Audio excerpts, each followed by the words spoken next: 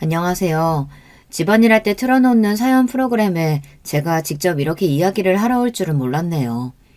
지금은 웃으면서 이야기할 수 있지만 그때 당시만 해도 힘든 시간을 보냈었거든요. 다들 결혼 생활 즐겁게 하고 계신가요? 저는 처음에 결혼을 할 생각이 없었던 비혼주의자였어요. 그래서 항상 연애만 했었고 결혼까지 생각할 상대가 아니다 보니 자연스럽게 만난 기간이 길어질수록 부담이 높아지면서 제가 먼저 헤어지자고 이야기를 한 일들이 많아지더라고요. 예전 남자친구들에게는 미안하지만 사실 결혼까지 생각할 만한 상대가 아니었던 것 같아요. 물론 저만 그런 건 아니었고 상대방도 역시 저와 같은 생각을 하고 있던 경우도 많아서 자연스럽게 정리가 되는 일들이 많아지더라고요. 제가 일에 대한 욕심이 있다 보니 아무래도 사람들과 오래 만나면서 결혼까지 생각을 하는 게 생각보다 쉽진 않았는데요. 또 혼자 있는 시간을 중요시 여기다 보니 결혼을 하면 혹시라도 제가 하고 싶은 일을 하지 못하게 되는 일이 생기지 않을까 싶어 자연스럽게 혼자 사는 쪽으로 생각을 했던 것 같아요. 제가 비혼을 결심하게 되었던 계기가 되었던 부분 중 하나는 성인이 되어 첫 연애 생활 때문에도 영향을 많이 받았던 것 같은데요. 제 성격이라든지 성향에도 맞지 않지만 이전에 만났던 사람이 나이 차이가 좀 있는 편이라서 만나다 보니까 저한테 결혼 얘기를 하더라고요. 그 사람을 만날 당시에는 일단 처음부터 비혼을 생각했던 게 아니라서 이 사람이라면 결혼을 해봐도 괜찮지 않을까라는 생각을 잠깐 했었는데 그건 아무래도 어려서 그랬던 것 같아요. 나이도 어리고 당장 좋아하는 사람이 있으니 결혼이라는 말이 참 멋있게 느껴지기도 했거든요. 실제로 저희 부모님이 사이가 좋으신 편이라서 그런지 결혼에 대한 거부감이 있는 편은 아니었는데 남자네 부모님을 만나고 나서 아예 생각이 달라졌던 부분들이 있었어요.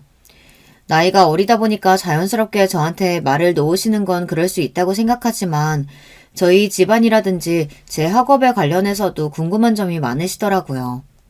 또 결혼을 하면 바로 전업주부가 되어서 밥을 해서 먹여야 한다는 이야기를 듣고 나서 그때 정신을 차릴 수 있었어요.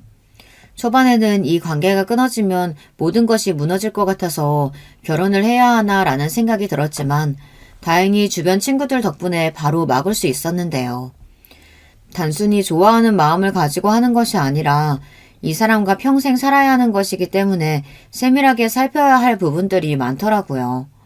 그 이후로는 결혼이 더 어렵게 느껴지기도 했고 뭔가 시댁이라는 존재가 생기면 억압을 받는 느낌을 받을 수 있을 것 같아 그것도 별로였어요.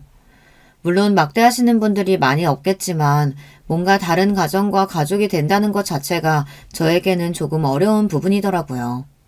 결혼을 한다는 게 싫었던 건 아니지만 결혼을 하고 나면 신경을 써야 할 부분들이 더 많아지다 보니 귀찮았던 부분들도 있어서 그때부터 연애를 쭉 이어서 했던 것 같아요.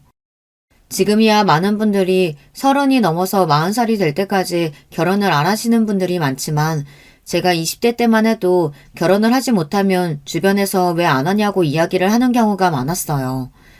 특히 부모님은 제가 결혼을 하길 계속해서 바라고 계셨거든요.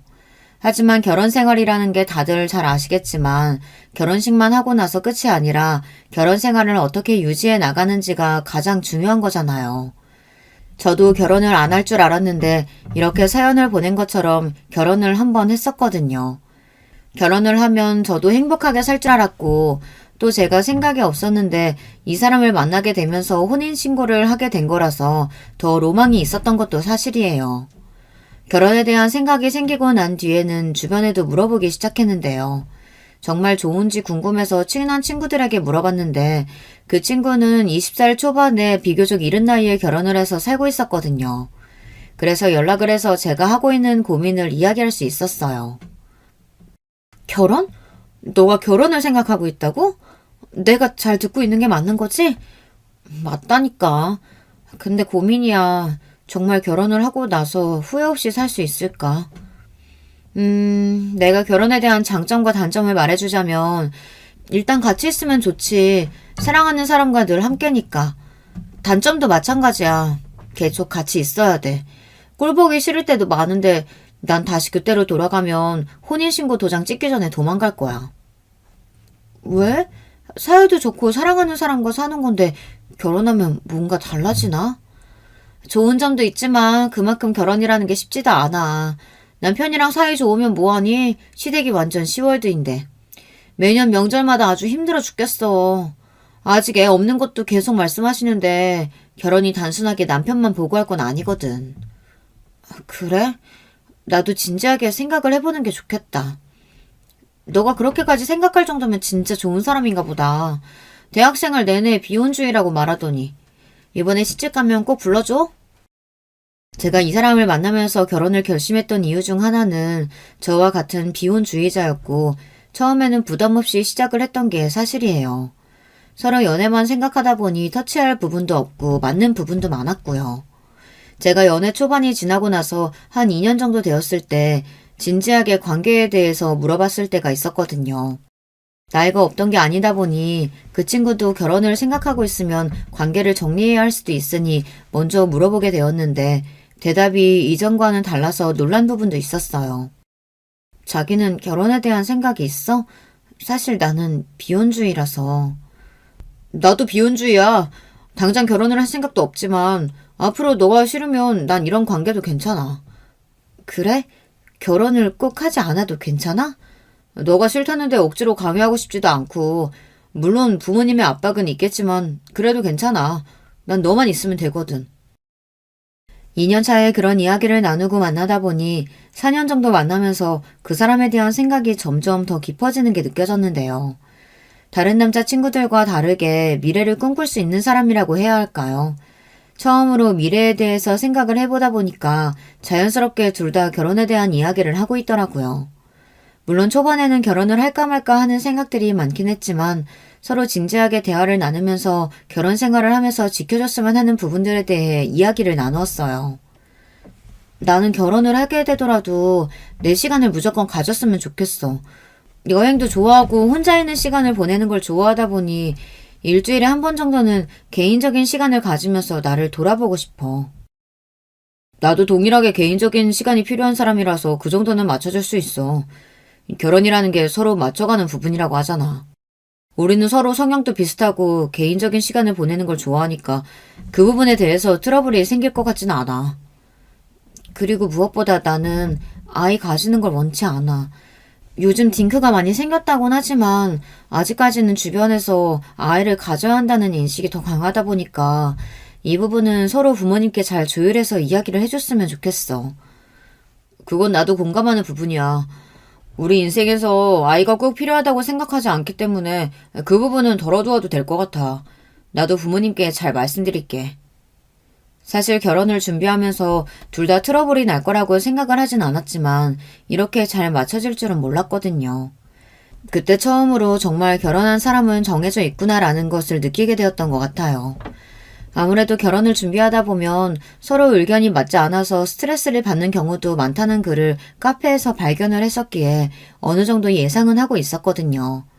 하지만 생각했던 것보다 따로 트러블이 생기지 않고 또 시부모님도 좋으신 분들이라 그런지 결혼 절차가 수월한 편이었어요. 인사를 갔을 때도 따뜻하게 맞이해 주셨고 제가 생각하는 시와드랑은 거리가 좀 멀었거든요. 또 저희 부모님께서도 남자친구를 좋아해 주셨고요. 안녕하세요, 어머님. 혜철 씨와 만나고 있는 김윤미라고 합니다. 엄마, 내가 지금 만나고 있는 사람이에요. 엄청 예쁘죠? 어른들한테도 싹싹하고 얼마나 잘하는지. 인사 한번 드리고 싶다고 해서 찾아왔어요. 아이고, 예뻐라. 곱다, 고와. 우리 혜철이랑 만나줘서 너무 고맙구나. 아버님은 바쁘셔서 오늘 자리를 비우셨어. 내가 왔다 갔다고 이야기해주마. 앉아서 과일 먹어라. 인사를 드릴 때도 느꼈지만 심성이 고우신 분이라는 것을 알 수 있었어요. 이후 아버님과도 만나봤는데 제가 알고 있던 시월드 느낌이랑은 너무 달라서 저는 시부모님을 잘 만났다고 생각이 들더라고요. 준비 과정에 있어서 서로 다툼이라든지 트러블이 크게 없다 보니까 항상 잔잔하게 관계를 이어나갈 수 있었는데요. 결혼을 한 뒤에도 잘 지내고 있었는데 남편이 되면서 뭔가 제 가족이 생겼다는 거에 대한 감정이 생각보다 좋더라고요. 그동안 왜 비혼을 생각했을까라는 생각이 들 정도로 이 사람이 든든하게 느껴졌고 또 제가 어려운 일이 있을 때 도움을 주다 보니까 자연스럽게 을지도 하게 되었던 것 같아요. 결혼을 하기 전에 서로 이야기했던 부분들은 꾸준하게 지켜나갈 수 있었는데 제가 어느 순간부터 남편이 의심되었던 부분은 개인적인 시간을 가지면서 그 시간만큼은 연락이 잘 안 된다는 것이었어요. 여기서 여러분들이 의아하실 수 있는 부분 중 하나가 원래 혼자만의 시간을 가지면 연락이 잘 안 되는 건 그럴 수 있다고 생각하실 수 있는데요. 제가 생각했던 것은 살짝 달랐어요. 개인적인 시간을 가지면서 기본적으로 어디를 간다고 이야기를 해주는 건 서로 간의 예의라는 생각을 했거든요. 이 부분에 대해서도 충분히 남편과 이야기를 나누었던 부분이었고요. 근데 어느 순간부터 나가면 나간다고 이야기를 하고 장소가 어딘지 말도 안 해준 채 그냥 다녀와서 평소처럼 행동하는 걸 보니까 뭔가 여자의 촉이라고 해야 할까요? 싸한 느낌이 들어서 남편에게 먼저 물어봤어요. 자기야, 오늘은 어디 다녀왔어? 생각보다 늦었네. 아, 연락이 하나도 없길래. 아, 오늘 회사 사람들이랑 라운딩 하느라 바빴어. 골프 연습하다 보니까 요즘에는 골프 치러 다녀서 그런지 재미있어서 취미로 해도 괜찮겠더라고. 그래서 그런데 이번에 카드값도 좀 나올 것 같고 이래저래 상의할 게 많았는데 이제서야 말을 하네. 우리 둘 다 결혼 초반에 이야기했던 거 기억하지? 개인적인 시간 지켜주는 것도 좋지만 서로 어디 간다고 기본적인 연락은 하자. 오늘은 정말 바빠서 연락도 한 통 못했어. 다음부터는 제대로 연락 남기고 여보 걱정하는 일 없게 할게. 회사 사람들이랑 라운딩을 지겼다는 이야기를 들으니 사실 거기서 더 의심할 건 없었어요. 뭔가 찜찜하긴 했지만 그날은 그냥 넘어가기로 했죠. 저는 개인적으로 결혼 생활을 하면서 서로 기본적인 부분만 지켜주면 별다른 문제 없이 꾸준히 잘 살 수 있을 것 같았는데 하나 둘씩 삐걱거리는 게 생기다 보니까 저희도 부부싸움이라는 것을 할 수밖에 없었어요. 아예 안 싸우고 사는 건 말이 안 되고 서로 다른 생활을 오랫동안 하다 보니까 자연스럽게 부딪히는 부분이 있을 수밖에 없었는데요. 얼마 전에는 싸우면서 제가 감정이 격하게 올라오다 보니 결혼에 대해서 다시 생각을 해보게 되는 계기가 되기도 했던 것 같아요. 제가 워낙 자유롭게 지내던 사람이라 그런 것일 수도 있지만 그렇다고 안 맞추고 제멋대로 하는 건 없거든요. 저는 딱 지키기로 한 것만 지키면 되는데 그게 잘 안 되었던 게 불만이었어요. 그날도 남편이랑 저랑 정해진 개인 시간을 보내는 중이었는데 연락도 안 되고 전화도 받지 않으니까 저는 와이프로서 사실 걱정이 될 수밖에 없잖아요. 혹시 사고가 난 것은 아닐지 신경이 쓰이기도 하고요. 얼마 지나지 않아서 들어온 남편에게 이야기를 하니까 저에게 왜 이렇게 연락을 강요하냐고 하면서 개인적인 시간을 가지자고 했으면서 왜 저한테 연락을 강요하냐고 이야기를 하는 것이었어요. 사실 저는 강요를 하는 게 아니라 저희가 초반에 정했던 그대로를 지키고 있는 것 뿐인데 괜히 민감하게 반응하는 남편이 이상하게 느껴졌어요. 또 라운딩하러 어디를 갔냐고 물어보면 그렇게 말을 얼버무리더라고요. 그리고 예전 같지 않게 저희가 각방을 쓰기 시작하면서 연락을 하는 횟수도 줄어들고 회사와 집을 왔다 갔다 하면서 거의 동거인처럼 생활을 하기 시작했는데요. 이럴 거면 결혼을 왜 했나 싶을 정도로 그냥 룸메이트랑 지내는 기분이 들더라고요. 뭔가 제가 바라던 결혼 생활이 안 되다 보니 자연스럽게 이 관계에 대해서 다시 생각을 해보게 되었는데요. 이 부분에 대해 친구랑 이야기를 하면서 어떻게 생각하는지에 대해서 물어봤거든요. 요즘에는 각방 쓰고 개인적인 시간 있는 날에는 거의 연락이 안 돼. 다녀오면 어디 갔다 왔냐고 물어보는데 항상 라운딩에 갔다고 하고 간혹 저녁까지 먹고 왔다고 하니까 그 뒤에 뭔가 더 물어볼 게 없더라고. 근데 내가 생각했을 때는 서로 개인적인 시간이 필요하다고 했잖아. 그럼 그 시간 안에만 개인적으로 할 거 하고 들어오면 되는 거 아닌가? 개인적인 시간이 말 그대로 내가 하고 싶은 걸 하는 건데 그 시간만큼은 방해가 되지 않았으면 하는 마음에 그런 걸 수도 있잖아. 근데 내가 처음부터 이런 거였으면 딱히 바라지 않았을 것 같은데 저번에는 사진도 찍어서 보내주고 저녁은 항상 나랑 같이 먹었기 때문에 이상하다고 느꼈던 것 같아. 그 부분은 조금 이상하긴 하네.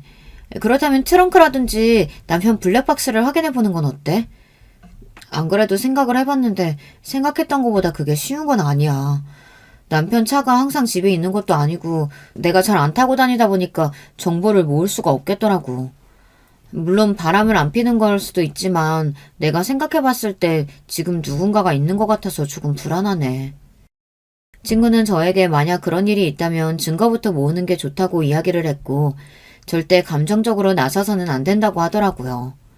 한편으로는 지금 이렇게 생각하고 있는 것도 웃긴 게 정보가 있는 것도 아닌데 저만 되려 걱정을 하고 있는 건 아닌가라는 생각이 들었어요.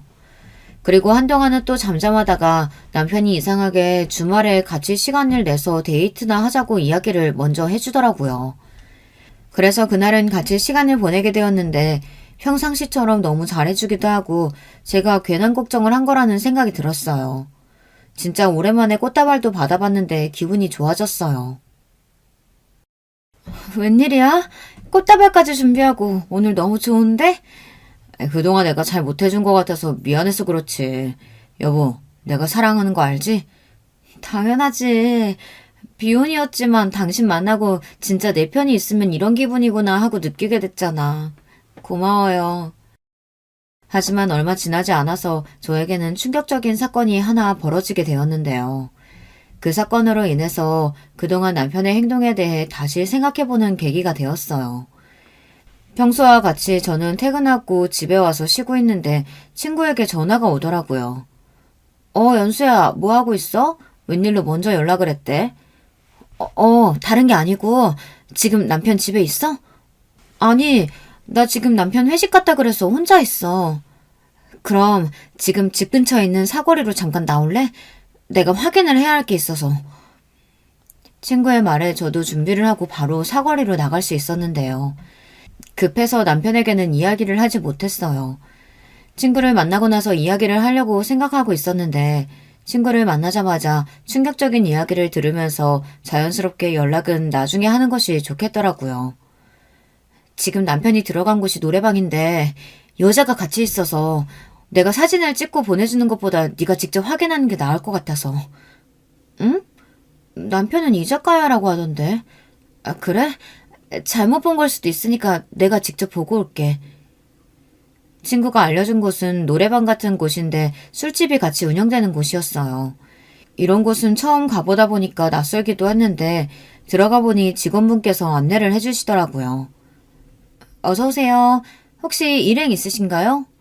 아, 안에 회사 사람들이 있어서요. 혹시 방금 전 들어온 사람들 어디로 갔나요? 아, 그렇다면 4번 방으로 가보시겠어요? 커플분들 말고 회사에서 오신 거죠? 네, 감사합니다. 카운터 직원분께서 안내해주신 3번으로 가보니 방 안에서는 회식을 즐기고 있는 사람들이 있었어요. 그래서 남편도 거기 있나 둘러보고 있는데 제 귀에 익숙한 목소리가 들리더라고요. 괜찮다니까. 오늘 늦게 들어간다고 미리 얘기해놔서 시간 많아. 그래도 이렇게까지 늦게 들어가면 마누라가 뭐라고 안 해? 나야 좋지만 오빠 힘들까봐 그러지.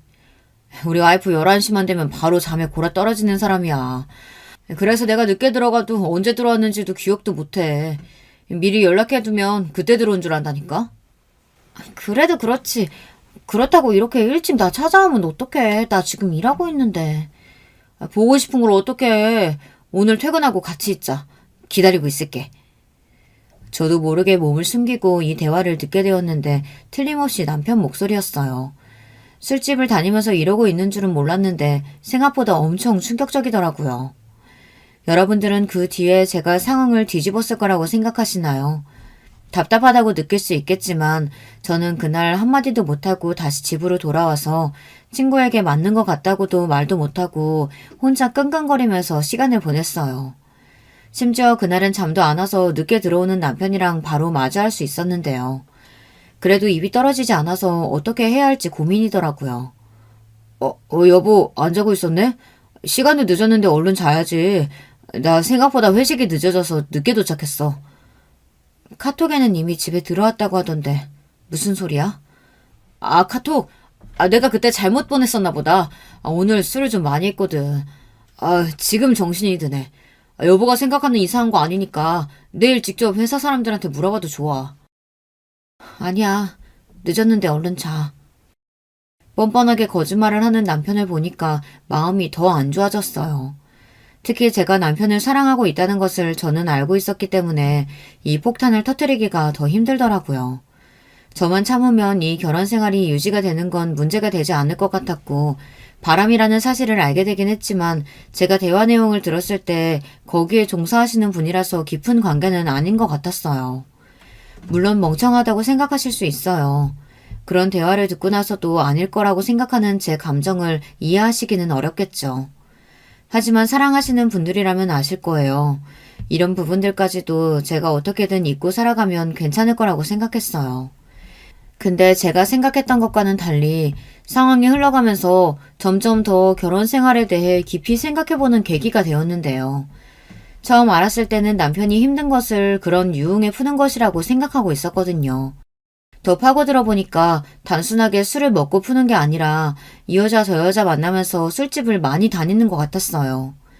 이번이 처음인 줄 알았지만 휴대전화를 한번 뒤져본 뒤로는 충격에서 빠져나오지 못했어요. 그 뒤로는 저만의 복수 계획을 세우기 시작했어요.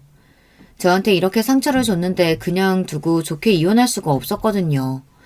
핸드폰을 봤을 때는 제가 폭발을 하는 바람에 남편에게 그대로 증언을 제시하면서 이게 뭐냐고 이야기를 했는데요.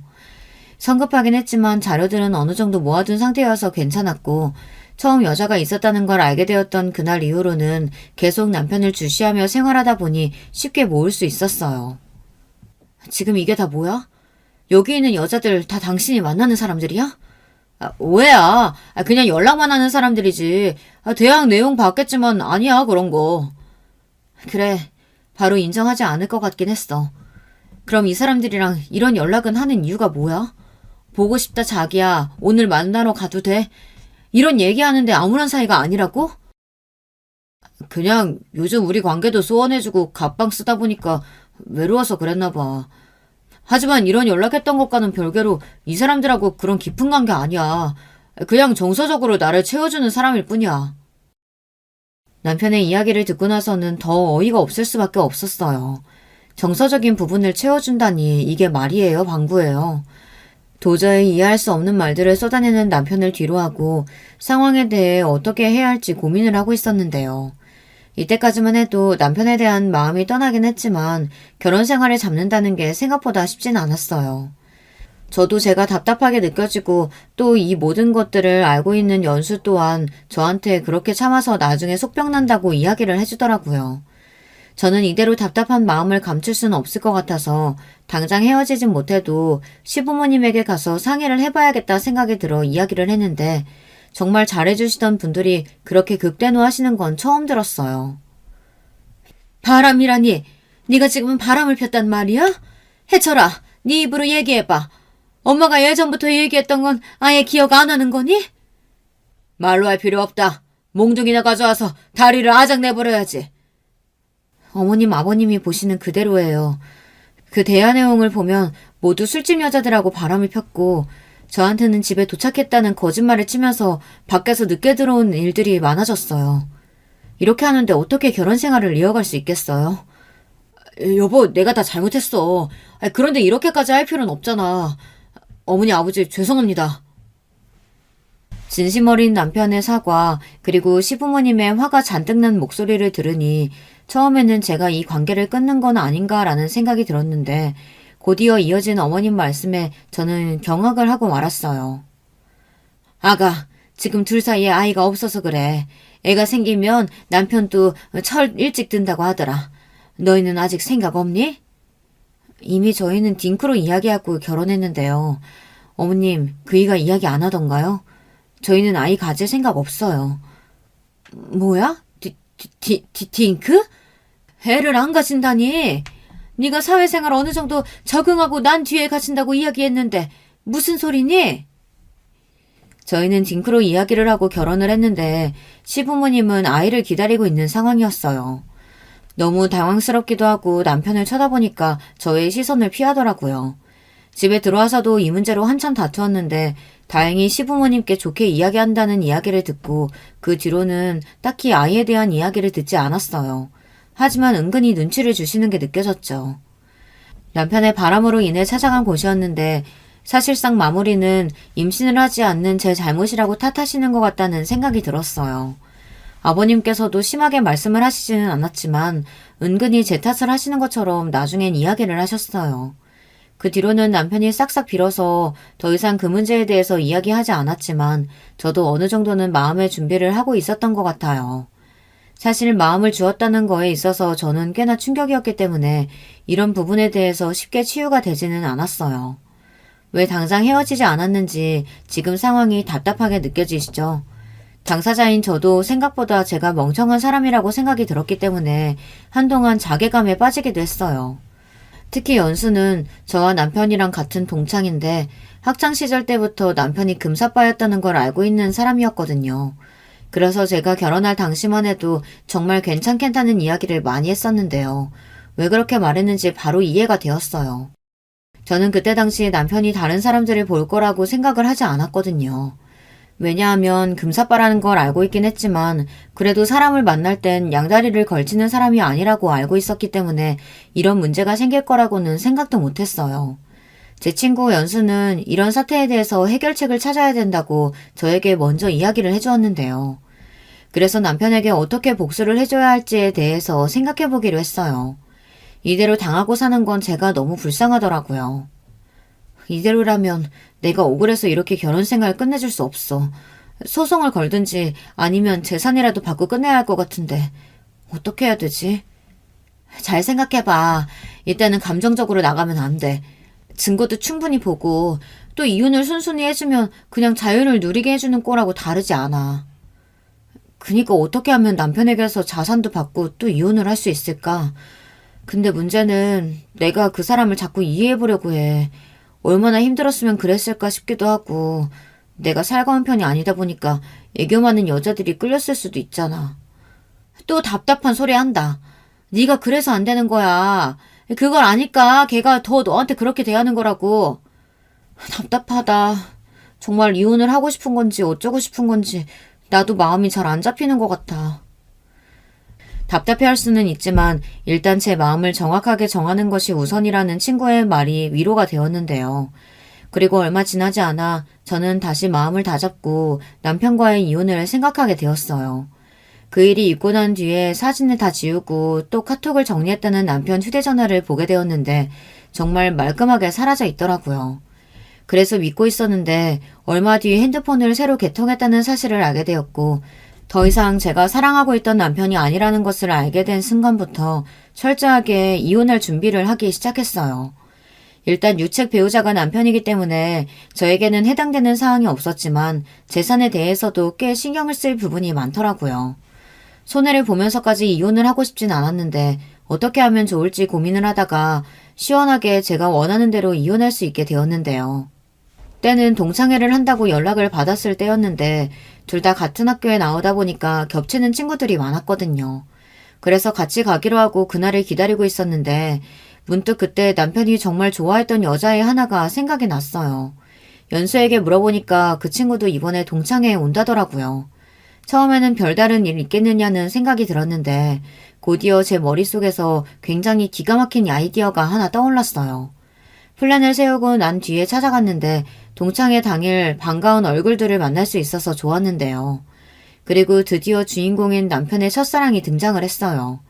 예전부터 느꼈던 거지만 그 친구는 정말 예뻤거든요. 여자인 제가 봐도 예쁜데 남자분들은 어떻겠어요. 심지어 예전보다 더 세련되진 모습을 보니까 저도 모르게 위축이 되긴 했지만 그래도 상관없었어요. 아니나 다를까 남편 눈에서는 꿀이 뚝뚝 떨어졌고 이미 그때는 저 사람에게는 내가 없구나라는 것을 느꼈던 것 같아요. 슬프긴 했지만 저도 그동안에 있었던 일이 있다 보니까 마음 정리가 쉬운 편이었는데요.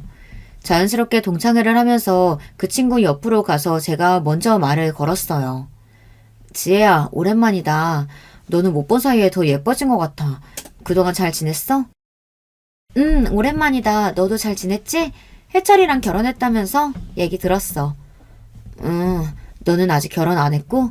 넌 어떻게 지내? 난 돌싱이야. 이번에 이혼했거든. 아, 그래? 미안해. 내가 괜한 걸 물어봤네. 일단 한잔 하자. 아, 마음고생 심했겠네. 뭐? 지혜 너 이혼했다고? 그런 소식은 못 들었는데 언제? 왜? 저와 대화를 하고 있던 지혜 이야기를 듣더니 남편은 바로 관심을 가지는 게 눈에 보였어요. 그래도 아직 이혼을 한 게 아닌데 이렇게 여자한테 관심을 가지는 모습을 보니까 좀 정이 떨어지더라고요. 물론 남들이 봤을 때는 친한 친구를 오랜만에 만나서 반가워서 그런 거라고 생각할 수 있겠지만 저는 남편이랑 몇 년을 넘게 생활을 하다 보니까 눈만 봐도 어떤 말을 하고 있는지 알 수 있었거든요. 저를 처음 꼬실 때 했던 눈빛과 행동들, 그것들을 다 기억하고 있는데 그대로 지혜한테 하는 모습을 보니까 제가 생각했던 것보다 남편은 더 쓰레기일 수도 있겠다는 생각이 들었어요. 그 뒤로 저는 남편이랑 같이 집에 귀가하면서 괜히 지혜 이야기를 꺼내면서 남편을 떠봤는데요. 지혜 조금 안타깝지 않아? 그렇게 예쁘고 고운데 돌싱이라니. 우리 나이도 얼마 되지 않았잖아. 그러게. 나도 참 걱정이다. 걔가 그렇게 살고 있을 줄은 몰랐어. 혹시 여보가 아직 지혜에 대해 마음을 품고 있는 건 아니지? 무슨 소리야. 내가 잘못은 하긴 했지만 나 그래도 당신밖에 없단 말이야. 그동안 내가 잘못한 부분들 때문에 오해할 수 있긴 한데 그런 거 전혀 아니야. 저는 남편의 말을 믿을 수 있었을까요? 전혀 믿지 못했죠. 그동안 행실이 있다 보니까 저도 어느 정도는 마음의 준비를 하고 있었거든요. 그래도 남편이 아무런 감정이 없다고 하니까 처음에는 그 말을 살짝 믿긴 했어요. 하지만 얼마 지나지 않아서 그건 착각이었다는 걸 바로 느낄 수 있었는데요. 평상시보다 퇴근이 늦어지는 것은 물론 휴대전화로 누구와 그렇게 연락을 하는지 계속 카톡을 붙들고 있는 걸 보니까 저는 그때 느낄 수 있었어요. 또 지혜란 친구와 바람이 난 거구나 싶어서 친구들에게 보여주기 위해 핸드폰을 보려다가 남편에게 딱 걸리고 말았죠. 솔직히 말해. 지금 연락하는 사람 누구야? 별거 아니야. 그냥 연락하는 친구. 혹시 그 친구가 지혜야? 그래. 이렇게 된 거 그냥 당신한테 솔직하게 이야기할게. 동창회 이후로 계속 지혜랑 연락해왔어. 사실 나 마음이 변하진 않은 것 같아. 그 친구에 대한 마음이 깊은 곳에서부터 올라오다 보니까 전보다 더 애틋해졌어. 남편의 이야기를 듣고는 저는 기가 찰 수밖에 없었어요. 이럴 줄 알았으면 그냥 빨리 이혼해줄 걸 그랬나 싶기도 하고 제 마음의 상처는 안중에도 없다는 듯이 계속 말을 이어가더라고요. 솔직히 지혜가 내 첫사랑이기도 하고 또 너와 나는 원래 비혼주의였잖아. 그러다가 어찌저찌 결혼을 하게 됐는데 솔직히 행복하진 않아. 나는 내 사랑을 찾아서 떠나고 싶어. 제발 나랑 이혼해줘. 드디어 남편에게서 듣고 싶었던 이혼 이야기를 들을 수 있었지만 제 마음은 전혀 편하지 않았어요. 오히려 슬프고 또 이 감정을 어떻게 눌러야 할지도 모르겠더라고요. 바람핀 걸로 모자라서 이제는 당당하게 이혼 요구까지. 내가 쉽게 이혼해줄 것 같아? 네가 해달라는 대로 다 해줄게. 지혜도 지금 돌싱이라는데 이건 나한테 온 일생일대의 기회란 말이야. 내 기회 네가 막을 필요 없지. 5억 줄게. 우리 이혼하자. 제발 해줘. 어이가 없었지만 남편이 준다는 5억을 받고 이혼을 하는 게 저에게는 오히려 이득이었어요. 무너진 결혼 생활에 대한 보상이라고 생각하니까 사실 이 정도 금액이라면 괜찮을 것 같더라고요. 그리고 저희가 아이가 없다 보니 이혼 조정 기간도 짧은 편이라서 한 달 정도면 바로 헤어질 수 있는 상황이라 생각보다 빠르게 진행될 수 있었는데요. 이 이야기를 들었던 연수는 그럴 줄 알았다며 저한테 이야기를 하더라고요. 거봐. 내가 그때 지혜 볼 때 눈빛 봤는데 장난이 아니더라고. 지혜도 돌싱이라면 오히려 둘이 잘 된 거 아니야? 그러면 끼리끼리 만나라고 해. 글쎄, 정말 끼리끼리가 맞을까? 어쨌든 이번에 일이 잘 처리돼서 오히려 홀가분한 것 같아. 그동안 사실 마음에 깊은 상처를 입다 보니 많이 힘들었거든. 당연하지. 비혼주의였던 너가 결혼까지 했는데 그 사람을 그만큼 사랑했다는 거잖아. 해철이도 진짜 너무하다. 어떻게 너 같은 애를 두고 그렇게 바람을 피니? 어쨌든 끝났으니 이제 나도 마음 편하게 살 수 있을 것 같아. 앞으로 내 인생에 남편은 없을 거야. 저는 이혼한 뒤에 평상시대로 일도 하고 여행도 간간히 다니면서 남편이 주었던 5억으로 자산을 늘리며 재테크까지 하고 있는 중인데요. 집도 서로 반반했기 때문에 처분을 잘해서 이번에 새로 집을 구하게 되었는데 집값도 조금씩 오르고 있어서 이사를 잘했다고 생각을 하고 있었는데 얼마 전에 남편이 저를 찾아왔어요. 회사 앞에서 다짜고짜 멱살을 잡았는데 그게 이혼하고 딱 한 달 뒤였어요. 저는 그때 알았어요. 드디어 모든 걸 알았구나 하고 말이죠. 오랜만이다. 잘 지냈지? 이렇게 먼저 연락 올 줄은 몰랐어. 다음 주에 만나는데 너도 참. 나도 보고 싶긴 했는데 이렇게 만나니까 또 반갑다. 너 여전하구나. 요즘엔 어떻게 지내? 소식은 접했는데 요즘 많이 힘들지? 나야 뭐 그렇지. 전 남편이 그렇게 바람 펴서 헤어질 줄 누가 알았겠어. 완전 사랑꾼이었거든. 너는 해철이랑 잘 지내지? 너 예전부터 비혼이라 그랬는데 결혼했다는 소식도 없고 깜짝 놀랐어. 해철이도 원래 결혼 생각 없다고 내가 들었었거든. 사실 너한테 부탁할 게 있어서 이렇게 보자고 했어. 정말 어이없을 수도 있지만 내 남편을 네가 꼬셔줬으면 좋겠어. 그게 무슨 소리야? 남편을 꼬셔달라니? 장난이 너무 지나치다. 내가 전 남편이랑 어떻게 헤어졌는지 말해줬는데 그런 부탁을 하고 싶어? 사실 해철이가 나랑 결혼 생활하는 동안 꽤 많은 바람을 피웠어. 모두 술집에서 만나고 짧게 연락을 하긴 했지만 주기적이더라고. 나는 이런 상황에서 결혼 생활을 더 이어갈 수 없을 것 같아. 네가 도와준다면 좀 더 수월하게 이혼을 할 수 있을 것 같은데 안 될까? 무리한 부탁인 거 알지만 난 정말 이 상황에서 벗어나야 할 것 같거든. 근데 왜 이렇게까지 해서 이혼을 해야 돼? 그럼 그동안 모아둔 자료 있으니까 그걸로 이혼하면 되잖아. 지금은 해철이가 이상하게 나를 옆에 두려고 해. 아무래도 보험식으로 생각하는 것 같은데 네가 첫사랑이었잖아. 첫사랑과 다시 연락된다면 해철이 마음도 당연히 네 쪽으로 더 끌릴 것 같아서. 네가 이 말을 하기까지 얼마나 힘들었을지는 알 것 같지만 솔직히 당황스럽긴 하다. 나도 전 남편이 바람 펴서 헤어진 입장으로서 도와줄 수 있으면 같이 도와주고 싶긴 한데 이게 맞는 걸까? 대화 내용을 보시면 아시겠지만 저는 이미 이전부터 지효와 연락을 하고 있던 상황이었어요. 쉽게 말해 짜고 치고 남편에게 제대로 복수를 시작한 것인데요. 그래서 동창회 이후로 지혜는 저와 이야기를 했던 것처럼 남편이랑 연락을 하고 실제로 만남까지 가지면서 저한테 그 상황들을 모두 알려주었어요. 물론 초반에는 힘들긴 했지만 이번에 남편이 제대로 저를 떠났으면 하는 마음에 결심하게 된 일이기도 한데요. 예전부터 이혼에 대해서 이야기를 하면 저에게 그건 절대 안 된다면서 빌고 서류에 도장을 안 찍어준다면서 버텼거든요. 물론 무작정 할 수 있긴 하지만 간단하게 이혼을 하고 싶어서 최대한 남편이 저에게 떠나갈 수 있도록 지혜에게 제대로 꼬셔달라고 이야기를 했어요. 그걸 알게 된 남편이 저를 찾아온 것이었는데요. 회사 앞에서 저에게 따지는 모습을 보니 참 웃기더라고요. 왜 이래? 이혼했으면서 왜 다시 찾아와서 나한테 난리야? 너 지혜한테 도대체 어떤 이야기를 한 거야? 어째서 날 받아주지 않고 오히려 벌레 취급하듯이 경멸하는 눈빛으로 날 보는 거냐고. 그걸 내가 어떻게 알아. 네가 잘못했으니까 그렇겠지. 솔직히 생각을 해봐. 너랑 나랑 결혼한 거 모르는 애들 없는데 지혜가 미쳤다고 이혼하고 왔다고 너를 받아주겠어? 게다가 넌 바람둥인데? 내가 지혜랑 이어지는 거 싫어서 지혜한테 이간질한 거 너지? 바람은 다 예전 일이잖아. 미안한데 네가 이혼 말하기 전에 이미 지혜가 나한테 이야기해줬어. 네가 계속 연락하고 만나러 온다고. 그래, 그럼 너도 알겠네. 걔랑 나랑 술 한잔하고 시간도 같이 보내고 다 알면서 그럼 이혼하자고 했을 때 돈 받으려고 일부러 조용히 있었던 거야? 난 너한테 일부러 그런 적 한 번도 없고 그동안 바람 봐준 걸로 모자라서 이번에도 눈 감아달라고 하면 네가 빌까봐 걱정했어. 오히려 이혼해달라고 하길래 감사했는데 게다가 5억까지 받게 됐으니 내가 너를 붙잡아두면 뭐가 달라지는 게 있을까? 내 인생만 더 힘들어지지. 너 그리고 지혜 남편이랑 헤어진 이유가 바람인데 너 같은 걸 받아주겠니? 망연자실한 표정으로 저를 바라보는 전 남편을 뒤로하고 그날은 지혜를 만나 저녁을 먹으며 이야기를 나눴어요.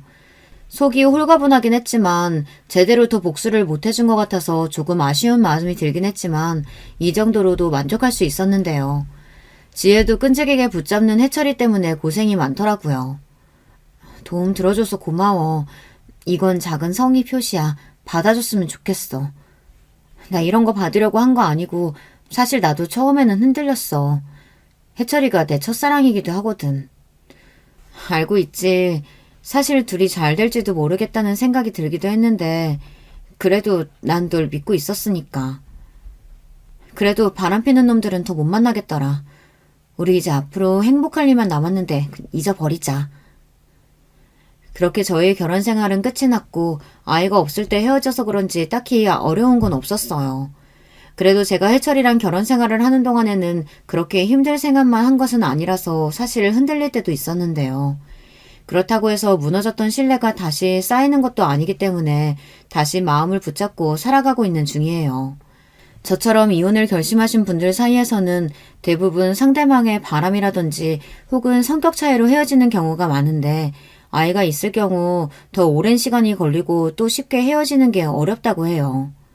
지혜도 아이가 없을 때 헤어졌는데 남편의 습관적인 바람으로 인해 상처를 많이 받은 것 같더라고요.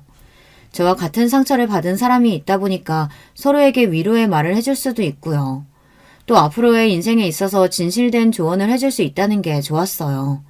그리고 저는 연수에게 이런 이야기를 전하며 지혜와 함께 셋이서 여행을 가자고 이야기하기도 하고 베스트 프렌드가 되어서 지금까지 연락을 잘하고 있는 중인데요. 해철이는 그 뒤에 재산도 많이 남지 않고 오히려 이곳저곳 껄떡거리다가 차였다는 이야기를 들었어요. 지금 생각해보면 초반에 저를 진심으로 사랑해주었던 해철이가 그립긴 하지만 왜 이렇게까지 변했는지 정말 이해할 수 없는 부분 중 하나예요.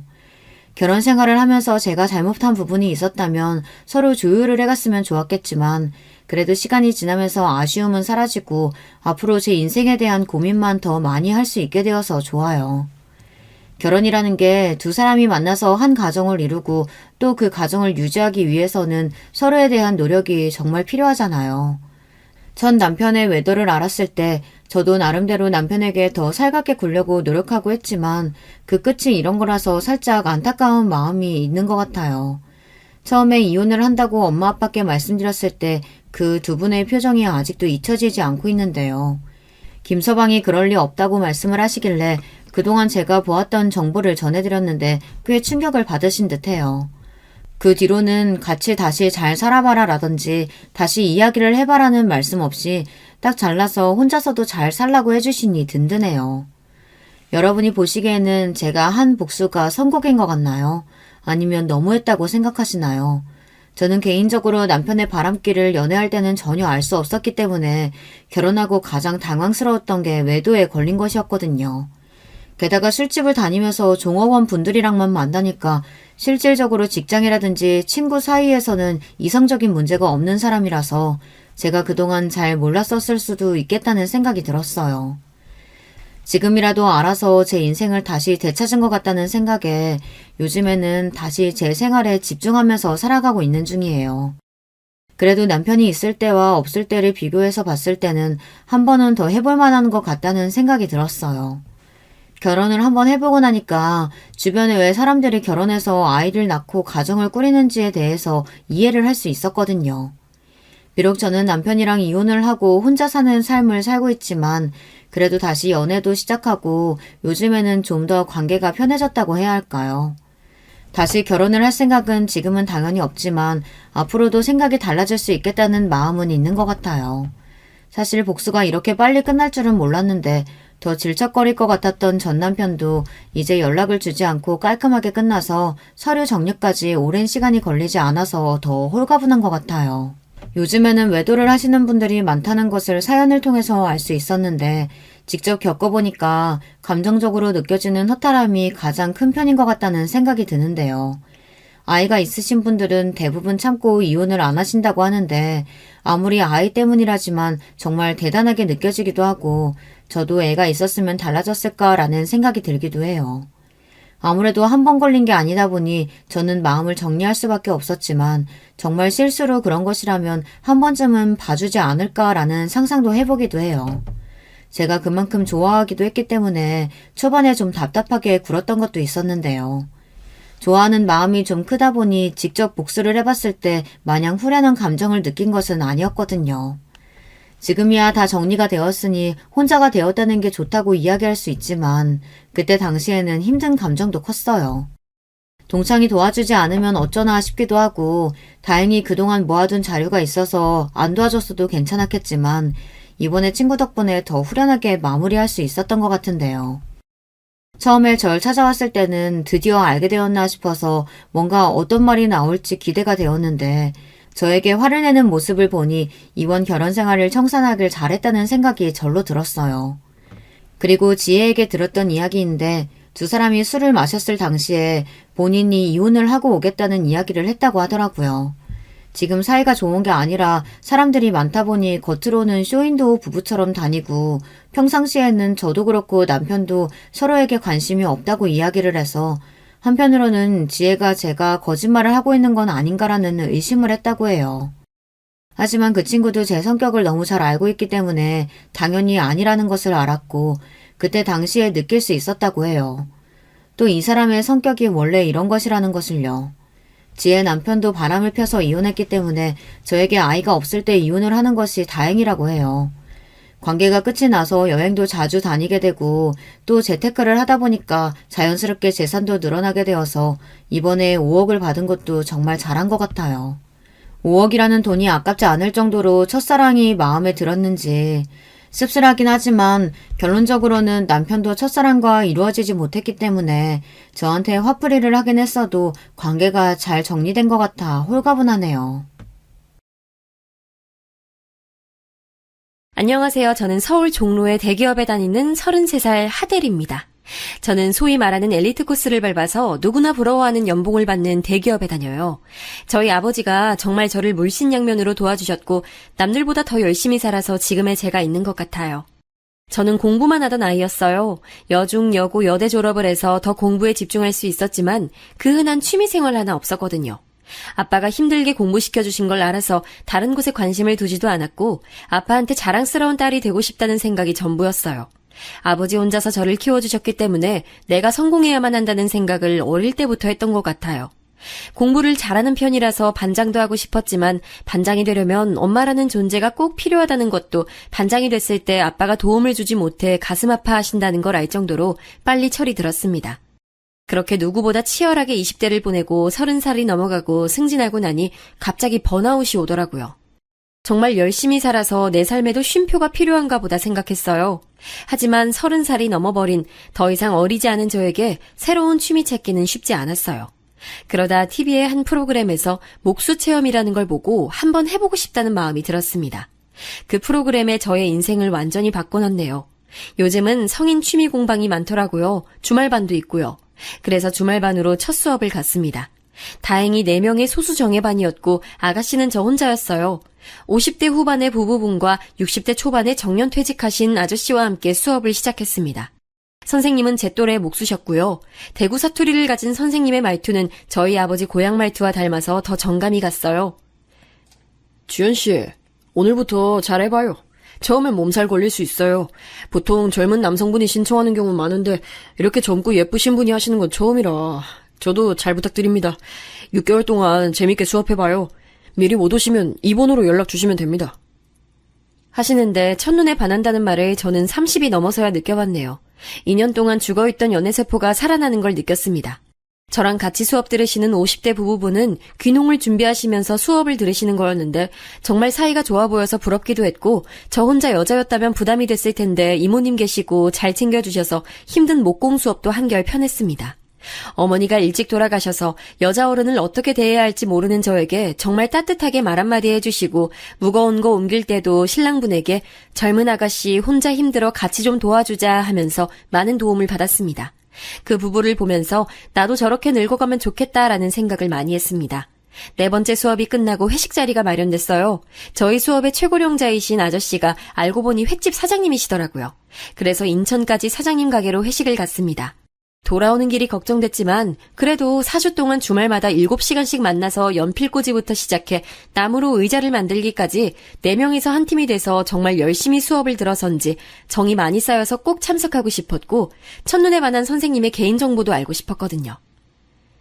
우리 지연 씨는 33살이고 선생님은 몇 살이세요? 30대 중반?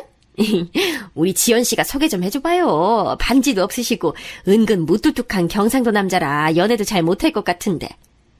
아주머니 말에 선생님은 수줍게 웃으시면서 저는 35살이고요. 저도 이 동네 온 지 얼마 되지 않아서 아는 사람이 많이 없어요. 원래 같이 일하던 목수 선배가 하시는 수업을 제가 이어받아서 하고 있습니다. 지금은 개인 작업실 준비하면서 건축 목공 기능사 인테리어 자격증 준비한다고 바쁘다 보니 연애는 2년째 못하고 있네요. 어차피 결혼에 대해 크게 비중을 두지 않아서요. 제 작업하는 걸 이해해주는 분 만나는 게 쉽지 않더라고요. 누군가를 소개받아도 인연이 오래 이어지지도 않고 그래서 어느 정도 단념했다고 할까요? 그렇게 선생님이 애인이 없다는 사실을 알고 나니 괜히 마음이 설렜습니다. 그리고 저에 대해서도 물어보시더라고요. 저 또한 바쁜 직장 생활에 너무나 힘들어서 리프레시할 무언가가 필요했고 근처에 목수공방이 있기에 신청했으며 사는 게 바쁘다 보니 연애할 시간이 없었다고 말씀드리니 어르신 두 분이 아이고 나이도 비슷한데 한번 잘해봐요 하면서 웃으시는데 싫지 않았습니다. 오히려 기분 좋았어요. 다들 2차 가시고 저랑 선생님만 다시 서울로 올라오는 차 안에서 선생님께 고향이 대구 어디냐고 물어봤어요. 저희 아버지 말투랑 너무나 비슷해서 한 번에 알아들을 수 있었다고. 나도 6살 때까지는 고향에서 살다가 초등학교 입학할 때 서울로 와서 지금까지 살고 있다고. 은퇴하신 아버지는 아직도 고향에서 살고 계신다고 말했습니다. 그래서 선생님 말투가 너무 마음에 든다고 하니 선생님은 얼굴이 뻘개지시더라고요. 어릴 때 같은 동네에 살았다는 점 하나만으로도 한결 가까워진 것 같았어요. 선생님 또한 지연의 힘인지 더 편하게 저를 대하는 것 같았습니다. 그렇게 선생님은 저희 집 앞까지 데려다 주시고 가셨어요. 알고 보니 제가 사는 원룸과 5분 거리 오피스텔에 살고 계시더라고요. 그 주 내내 주말이 오기만을 목공 수업하는 날만 기다렸습니다.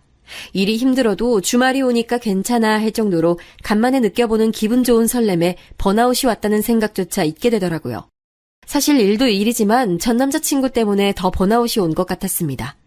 같은 회사 동기였던 전 남자친구는 지방 연구소에 근무했고 저는 서울 본사에서 일해서 장거리 커플이었습니다. 그러다 신공장 건설로 인해 중국으로 2년 파견 근무를 가게 됐고 거기서 바람이 나서 정말 저에게 충격을 줬던 놈이죠. 저희 관계를 알던 몇 명의 동기들이 제 승진 축하주 사는 날에 알려줘서 남자친구의 바람을 알게 됐습니다. 승진 준비하느라 바쁜 너에게 괜히 알려줘서 승진까지 놓칠까봐 이제야 얘기한다며 그렇다고 연구소에서는 남자친구의 연애 소식을 다들 아름아름 알고 있는데 혼자 모르는 건 아닌 것 같다고.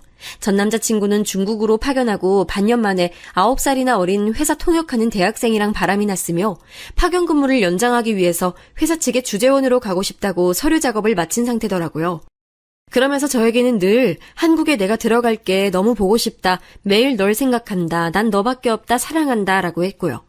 올 때마다 신기한 선물들 저희 아버지 좋아하시는 술들 다 챙겨오고 매일 연락을 주고받아서 바람 피운다는 사실조차 생각도 못했습니다.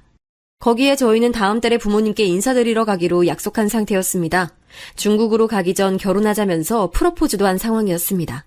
평생을 웃게 해주겠다. 우리 같이 재밌게 살자고 편지까지 써준 남자친구였는데 모든 게 부질없고 정말 사람에 대한 환멸이 났습니다. 네가 어떻게 그럴 수가 있어? 9살이나 어린 여자랑 노니까 세상 행복해 보이지. 언제까지 속이려고 했니? 널 믿고 매일 사랑한다고 하는 내가 얼마나 웃겼니? 이래놓고 다음 달에 어머니 뵈러 가자고? 나한테 무슨 생각으로 말한 거야? 내가 그렇게 우스워? 안 들킬 거라 생각했어? 다시는 연락하지 말고 본사 쪽으로 자리 옮길 생각도 하지 마라. 너 내 눈에 띄면 가만두지 않을 거야. 내 인생 걸어서 너 망하게 할 거야. 내가 그 누구보다 독한 거 잘 알지? 내 눈에 눈물 흘린 만큼 너한테 복수할 거니까 눈에 띄지 마. 알았지? 평생 보지 말자. 중국 주재원 간다고? 평생 중국에서 살아. 그러자 남자친구는 긴 한숨을 쉬며 야, 나라고 마음이 편했을 것 같아? 우리 만나면 늘 회사 얘기한다고 웃으면서 얘기한 적이 언제였는지 기억이나 나? 그래, 인정할게. 새롭게 누군가 만나니까 신선해서 기분 좋았어. 설레는 것도 좋았고. 근데 딱 거기까지 감정인 거지. 이 사람이랑 결혼을 하겠다거나 그런 거 아니야. 9살이나 어린애랑 무슨 미래를 꿈꾸겠어. 내가 돌아갈 곳은 너뿐인 거 알잖아. 너 정말 이런 일로 헤어질 거야? 정리할게. 정리할 거야. 그러니까 한 번만 봐주면 안 돼? 나뿐만 아니라 남자들 해외 출장 오면 다들 다른 여자랑 저렇게 놀다가 헤어지고 그래. 정말 내가 네가 싫어서 헤어지려고 걔랑 만난 거 아니야. 그냥 정말 그냥 만난 거야. 라며 변명 아닌 변명을 했습니다. 또한 제 핑계를 대면서 중국 주재원 원서 넣은 거는 여기서 승진이 더 잘 될 것 같으니까 저는 승진했는데 본인은 못하니 부담이 되었답니다. 정말 어이가 없었고 이런 자격지심을 가진 남자라니 한숨만 나왔습니다. 거기에 남자는 원래 그런 동물이다며 자꾸 저한테 모든 남자는 몸이 멀어지면 한 번씩 실수한다고 가스라이팅을 하는데 정말 기가 찼습니다. 정말 모든 남자는 그런 걸까요? 저는 단호하게 헤어짐을 고했습니다. 바람 피운 놈은 또 피운다는 속설을 믿기도 했고 미안하고 울고불고 사과하는 모습이 아니라 비겁하게 구는 남친의 모습을 보니 정이 떨어져서 더 이상 사귈 수가 없었습니다. 나 너랑 다시 만날 생각 없어. 자꾸 연락하면 중국 주재원 팀장님이 우리 학교 선배고 나랑 정말 친한 분이라는 거 알지? 너 이런 거 다 소문나게 할 거야. 너도 그런 거 바라지 않잖아. 다신 보지 말자. 전화도 메신저도 보내지 마. 하면서 끊고 나니 정말 사랑이라는 게 뭔지 2년이라는 세월 동안 우리가 나눈 시간은 어느 순간 다 쓸모없는 시간이 됐더라고요. 결혼을 약속하던 우리는 한순간에 남이 되었습니다. 제 마음도 마음이지만 그 친구가 저희 아빠에게도 참 잘했거든요. 엄마 없이 혼자 절 키우시면서 많이 외로운 우리 아빠 낚시 친구도 돼주고 술 친구도 돼주어서 사랑하는 마음보단 고마운 마음이 더 컸었는데 이렇게 배신을 당하고 나니 내 마음만큼 아플 아빠를 생각하니 더 용서가 되지 않았습니다. 제 결혼 조건 중 가장 중요한 것이 바로 우리 아빠에게 아들 같은 사위가 될 수 있는 남자였습니다. 가족이라곤 아빠랑 둘뿐이라서 저도 딸 같은 며느리가 돼야겠지만 정말 아빠랑 취미도 비슷하고 살갑게 아빠에게 다가갈 수 있는 남자를 원했습니다. 아빠가 30년이라는 세월을 힘들 때마다 저를 보면서 힘을 내셨던 아빠에게 제가 해드릴 수 있는 제일 큰 효도가 바로 가족을 만들어주는 거라 생각했습니다. 그래서 남자친구의 배신이 더 상처가 컸습니다. 저희 아빠에게 잘했던 남자라 결혼까지 할 거라 믿어 의심치 않았거든요. 하지만 직장생활 해보신 분들 아시죠? 아직도 이런 소문이 나면 여자 쪽이 훨씬 더 뒷소문이 안 좋게 난다는 걸. 그래서 최대한 아무렇지 않은 척했고 더 회사 일에 매달리다 보니 번아웃이 온 거였어요. 아빠에게도 일이 바빠서 헤어졌다고 말하고 절대 그 사람에게 연락하지 말라 했습니다. 딸 마음은 누구보다 빨리 눈치채는 우리 아빠는 아마 제가 말 안 해도 눈치챘을 겁니다. 그렇게 2년이라는 시간이 지났고 새로운 사람이 마음에 들어왔습니다. 저 또한 이렇게 누군가를 첫눈에 반해본 적도 이렇게 빨리 마음이 간 적도 없어서 당황했습니다. 하지만 다시 누군가를 사랑할 수 있다는 게 기적처럼 느껴져서 그 설렘조차 기분 좋게 느껴지더라고요. 주말이 찾아왔습니다. 코로나 바이러스가 한창 기승을 부릴 때였어요. 같이 수업을 듣는 부부분도 횟집 사장님도 자가격리를 하셔서 주말 동안 선생님이랑 둘이서 공방에서 작업을 했습니다. 지연 씨랑 둘이서 작업하니 음악 틀어놓고 저희 천천히 진도 나갈까요? 평소 만들고 싶었던 디자인이 있으시면 말씀해 주세요. 같이 점심을 먹고 작업을 하고 저녁을 먹고 집까지 데려다 주시고 주말 내도록 선생님 둘이서 데이트한 느낌이었습니다. 선생님이랑 이야기를 할수록 더 선생님께 끌렸고 선생님 또한 저에게 마음이 있는 것 같은데 먼저 선뜻 다가오지 않으시더라고요. 선생님, 제가 수업 끝날 때까지 기다리려고 했어요. 하지만 용기 내서 놓치지 않는 게 중요해진 나이인 것 같아요. 저는 선생님 말투도 좋고 저를 쳐다보는 눈빛도 좋고 선생님이 아니라 남자 김기석 씨에 대해 더 알고 싶어요. 선생님은 고민해 보시겠다고 하더라고요. 사실 저도 지연 씨에게 마음이 없는 건 아니에요. 다만 제가 아직 몫으로서 기반을 잡은 상태가 아니에요. 지연 씨는 상관없다고 하시겠지만 아직 그렇게 많은 돈을 벌 수가 없어요. 저도 젊은 나이도 아니고 30대 중반에 이렇게 설렐 수가 있다는 거 얼마나 힘든 일인지 저도 알고 있어요. 하지만 수업 끝나기 전에 우리 사이가 연인으로 확정짓는 건 아닌 것 같아요. 그러니 우리 시간을 두고 생각해봐요. 저 또한 지연 씨에게 호감이 있어요. 그 이상일 수도 있고요. 저를 좋게 봐주셔서 고맙습니다. 저는 선생님께 그럼 수업 끝나는 날까지 이렇게 썸을 타면서 서로 알아가 보자고 제안했고 선생님은 그날부터 저에게 선생님이 아닌 기석 씨가 됐습니다. 그렇게 한 달이 지난 어느 날이었어요. 이번 주 목공 수업은 그 다음 주로 보강해드리도록 하겠습니다. 죄송합니다. 라는 문자가 왔더라고요. 문자를 보자마자 연락했어요.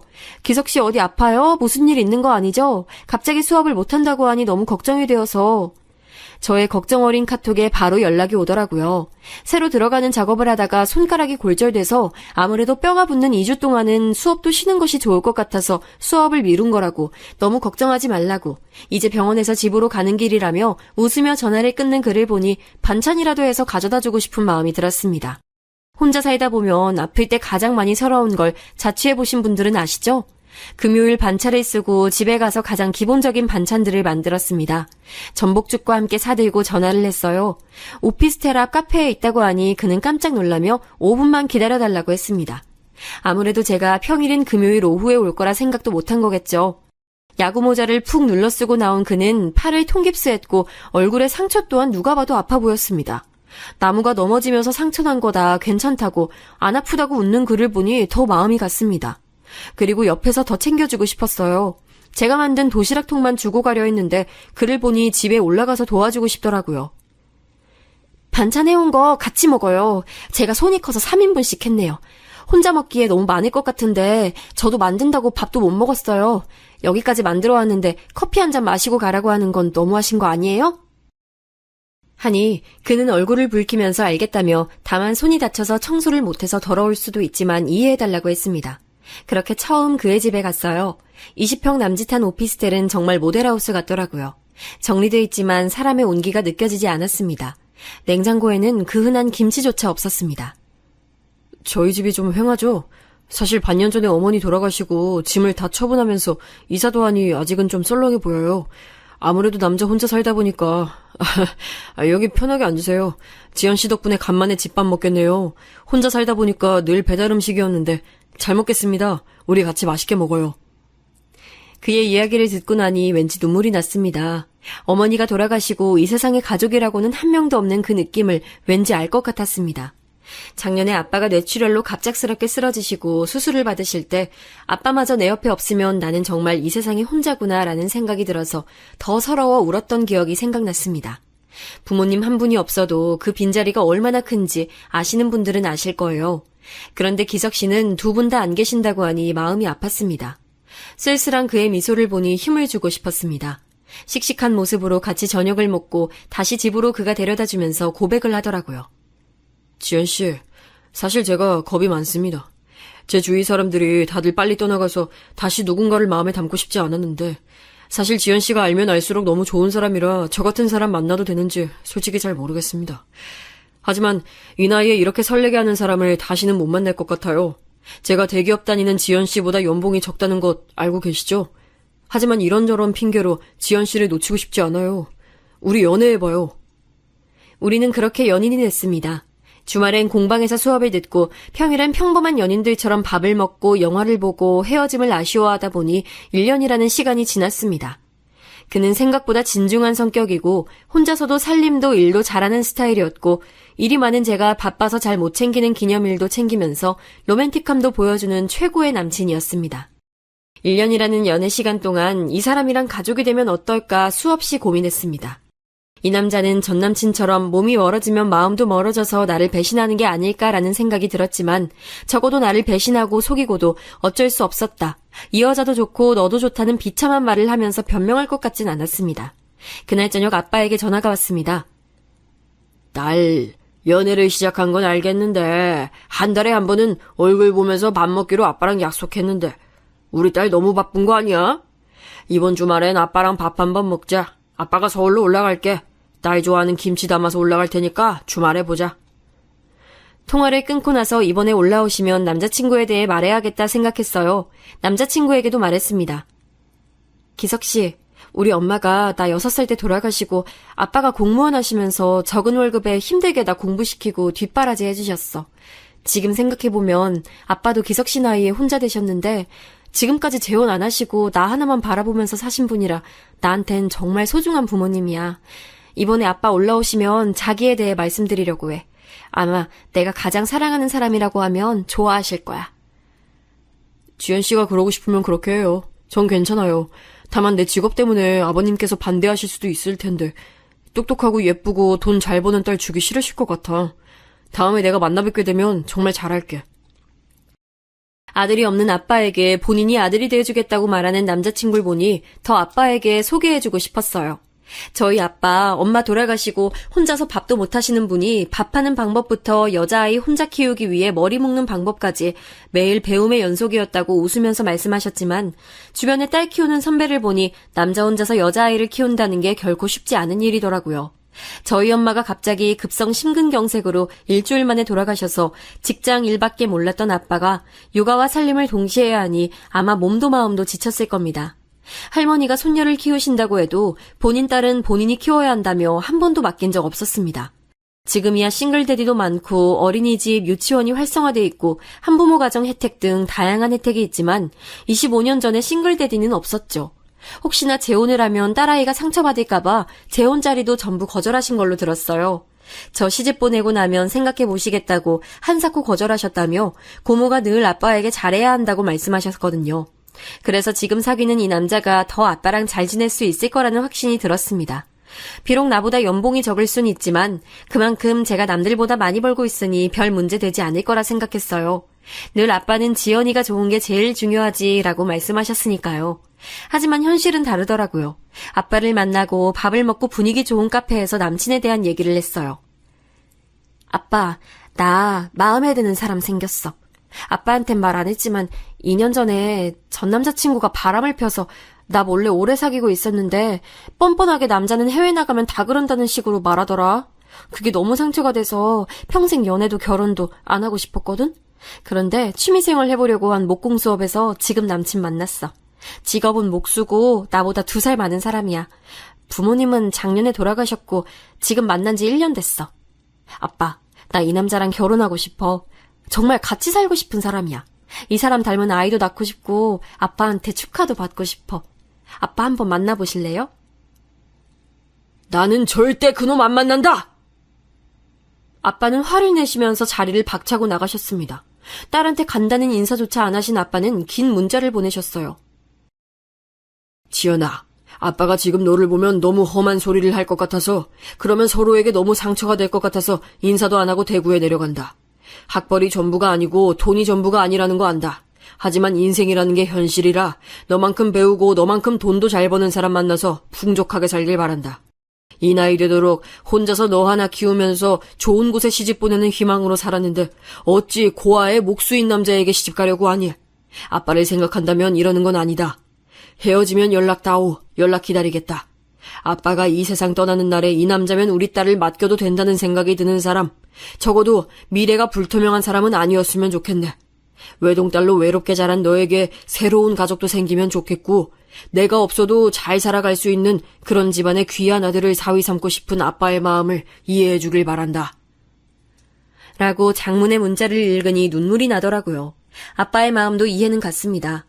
전남친처럼 부모님이 살아계시고 좋은 대학, 같은 직업을 가진 남자가 아빠 눈에는 더 좋아 보이시겠죠. 그렇게 아빠랑 헤어지고 하루 종일 울었습니다. 그날 저녁 그는 이럴 줄 알았는지 술과 치킨을 사들고 찾아왔습니다. 말없이 술 한잔하면서 자기는 아버지 마음도 이해한다며 내 딸이 나중에 이렇게 예쁘고 혼자서도 공부도 잘하면서 잘 컸는데 목수인 자기 같은 남자랑 미래를 생각한다고 하면 나도 반대부터 할 것 같다면서 그래도 지연 씨가 먼저 떠나지 않으면 언제나 내 옆에 있겠다는 글을 보며 저는 더 마음이 깊어갔습니다. 돈이 인생의 전부가 아닌데 내가 열심히 공부해서 대기업 들어간 것은 내 삶이 더 행복해지기 위해서 내가 사랑하는 사람들에게 물질적으로 더 많은 것을 해주기 위해서였는데 대기업 다니는 딸보다 돈 적게 번다는 이유로 직업에 대한 미래가 불투명하다는 이유로 얼굴조차 안 보겠다는 아빠에게 서운함이 앞서더라고요. 그렇게 한 달이라는 시간이 지났습니다. 그동안 아빠는 단 한 번도 문자를 보내거나 전화를 하거나 하지 않았습니다. 친구들을 만나서 고민을 털어놨어요. 그를 만나고 100일이 지났을 때 제 베프들에게 소개시켜줬거든요. 친구들도 처음엔 네가 왜 그런 조건의 남자를 만나는지 모르겠어 하면서 반대했다가 실제로 만나고는 다들 남자가 너무 진국이다. 정말 눈빛이 너를 하나하나 사랑하는 게 느껴진다. 그래 돈은 열심히 네가 벌어. 보니까 육아도 너보다 더 잘하실 듯해 하면서 이제는 다들 인정해주는 분위기라서 그런지 아빠에 대한 서운함이 쏟아져 나오더라고요. 나도 알아. 우리 아빠가 날 정말 힘들게 키우신 거. 우리 고1 때부터 독서실 끝나면 아빠가 맨날 나 데리러 나오시고 그러다 너희 집까지 일일이 아빠가 태워주시고 그렇게 내 고3 내내 아빠가 회식 한 번 안 가고 날 위해서 희생하신 거 알거든? 남자가 돈 많이 벌어오는 게 전부는 아니잖아. 나만 사랑해주고 자기 일 열심히 하는 사람이고 지금 연봉이야 내가 높지만 목수야말로 안 잘리고 평생 일할 수 있는 전문적인 일이잖아. 평생 꿈을 쫓아서 산다는 게 얼마나 멋있는 일인데. 속마음을 털어놓을 수 있는 친구를 만나자 아빠에게 서운했던 말들이 쏟아져 나왔습니다. 내 마음을 아빠가 너무나 몰라준다는 생각이 들었고 나한텐 소중한 사람인데 돈으로 저울질대는 게 억울하기도 했습니다. 지연아, 내가 딸이 있잖아. 자식을 키우니까 세상 보는 눈이 달라지더라. 난 너네 아버지 마음 이해해. 하지만 여자로서 네 마음도 이해해. 이건 정답이 없는 것 같아. 조건 좋은 남자 만나서 잘 살 수 있지. 근데 조건 좋은 남자랑 사랑 없이 사는 게 행복할까? 그건 절대 아니라고 본다. 결혼은 현실이야. 정말 하나하나 맞춰가도 싸우는 일 많은데 그래도 사랑한 기억 가지고 살면서 늙어가는 건데. 난 결혼 찬성. 며칠 지나면 34살이고 그렇게 1살, 2살 더 나이 먹으면 이렇게 가슴 떨리게 사랑하는 감정 또한 늙어요. 일단 아버지 찾아가서 뵙는 걸 추천해. 자식 이기는 부모 없다고 하잖아. 친구들의 이야기를 듣고 나니 이렇게 연락을 하지 않은 채 무소식으로 아빠의 결정만을 기다리는 게 능사가 아니라는 생각이 들었습니다. 아빠를 직접 만나면 무엇이든 해결이 될 거라 생각이 들었습니다. 자식을 이기는 부모는 없다라는 말에 기대보고 싶었습니다. 이대로 아빠랑 멀어질 순 없었어요. 저한테 남자친구만큼 소중한 사람이 바로 아빠인데 마음이 멀어지는 것 같아서 너무나 속상했습니다. 다음 날 고모에게 전화 한 통이 왔습니다. 안 그래도 아빠의 안부가 걱정이 됐는데 고모 또한 저희 부녀가 걱정이 되셨겠죠. 지연아, 잘 지내지? 고모야. 얘기 대충 들었어. 아유, 너희 아빠 너무 속상해서 술 마시고 나한테 울면서 전화가 왔더라. 아유, 요즘 식사도 잘 안 하는지 지난주에 반찬 갖다 준 거 하나도 안 먹었어. 아빠가 너무 속상해서 밥이 안 넘어가시나 봐. 아빠가 빈속에 술만 먹으니까 너무 걱정이 돼서 전화를 했어. 밥도 안 먹고 고모 말은 안 들으니 지연이가 먼저 아빠한테 전화 한 통 해봐. 딸이 사랑하는 사람이 생겨서 결혼한다는데 아이 축하를 해줘야 되는데 자신이 너무 속물 같아서 너무 속상하다고. 하지만 번듯한 직장에 집안도 부모님 살아계셔서 사랑 많이 받은 그런 남자를 만나길 바라는 것 같아. 고모도 마찬가지야. 아마 모든 부모는 조금이라도 자기 자식 편한 길로 가길 바라지 힘든 길로 가길 바라지 않어. 아빠 너무 속상해하더라. 너희 아빠 뇌출혈로 쓰러져서 고생했는데 저렇게 화 참으면 안 좋은 거 알잖아. 아빠랑 잘 얘기해봐. 전화를 끊고도 한참 동안을 멍하게 있었어요. 아빠가 생각하는 저처럼 대기업 다니고 부모님이 살아계시는 그런 사람을 만나서 사랑에 빠질 일이 있을까? 지금 이 사람을 놓치면 한평생 후회하지 않을까? 다시 내가 누군가를 이만큼 사랑하고 사랑받을 수 있을까? 수없는 질문들을 스스로에게 해봤지만 그 사람 없는 미래를 생각할 수가 없었습니다. 아빠에게 전화를 걸어 제 마음을 말했습니다. 나한텐 너무나 소중한 사람이에요. 조건이 아닌 사람 자체를 한 번만 봐주세요. 하지만 아빠는 듣기 싫다 한마디로 제 마음을 인정해주지 않으시더라고요. 매일 사람은 밥심으로 산다고 늘 딸 밥 걱정하는 아빠가 끼니도 거르시고 술만 드신다는 소리를 들었는데 괜히 아빠랑 더 통화하면 화만 더 내실 것 같아서 전화도 자주 할 수가 없었어요. 매일매일 보내는 제 카톡에 답장도 안 하시더라고요. 엄마 돌아가시고 25년을 둘이서 살아왔는데 아빠에게 무시당한다는 생각을 한 적이 없었는데 답장조차 안 하는 아빠를 보니 서러움에 눈물이 났습니다. 이럴 때 엄마라도 살아계셨다면 저를 이해해 주셨을까요? 주말에 둘이서 아빠가 계신 고향집으로 내려갔습니다. 초인종을 누르자 아빠는 소리부터 치시면서 당장 나가라고 얼굴 따위 보고 싶지 않은데 왜 데리고 왔냐며 대문조차 열어주지 않으셨습니다. 남자친구에게 너무나 미안한 마음이 들었습니다. 1시간 정도 밖에서 기다리다가 억지로 대문을 열고 들어가려고 하자 남자친구가 오늘은 그만 돌아가자 하면서 괜찮다고 각오한 일이라고 토닥여주는데 정말 눈물과 함께 미안함에 몸둘 바를 모르겠더라고요. 4시간이나 걸려서 운전해서 왔는데 문전박대를 당하니 서럽고 마음도 아팠습니다. 그렇게 또 일주일이라는 시간이 지났습니다. 남자친구는 이번 주에도 또 고향집을 내려가자고 하더라고요. 솔직히 지난주에 문전박대 했으니 이번 주에는 문은 열어주시겠지 생각했습니다. 얼굴이라도 보여드리고 인사라도 시켜주고 싶은 마음이 컸습니다. 고모에게 미리 내려간다고 언질 드렸는데 아빠는 집에 계시지 않았습니다. 전화기 전원도 꺼두시고 사라지신 아빠는 아마 저랑 남자친구를 만나기 싫어서 일부러 자리를 피하신 것 같았습니다. 그날 아빠가 전화를 받으실 때까지 100통이 넘게 전화를 한 것 같네요. 주말 내내 아빠를 기다렸지만 전화 한 통 받지 않으시던 아빠 때문에 서울 올라오는 내내 울었습니다. 오히려 남자친구는 미안하다며 저를 달래주는데 너무 화가 나더라고요. 아빠가 보실지 모르지만 문자를 보냈습니다. 이렇게 딸 마음에 상처 주면서 자리를 피하시면 좋으시냐고. 한 번만 만나달라고 사정을 하는데 이렇게 피하면 나랑 인연 끊고 싶어서 이러시냐고. 아빠 없이 결혼식은 못하니까 혼인신고만 하고 살까? 아빠가 바라는 게 이런 거야? 저 또한 나중에 후회할 거라는 걸 알았지만 아빠에게 상처 주는 말만 나오더라고요. 그 이후 2주 동안 아빠는 제게 연락이 없었습니다. 저 또한 연락을 안 했습니다. 어차피 제 전화는 안 받으시고 남자친구 연락도 안 받으시더라고요. 그 사이에 남자친구는 매일 아버지께 문자를 보냈다고 합니다. 자기소개부터 날씨 이야기, 야구 이야기 등 매일 안부 문자처럼 보냈다는 걸 한참 후에 알게 됐습니다. 수신 차단을 했는지 전화도 안 받으시던 아빠가 어느 날 전화를 받으시더라고요. 그날 저희 셋에게 큰 사건이 일어났습니다. 아빠, 잘 지냈어?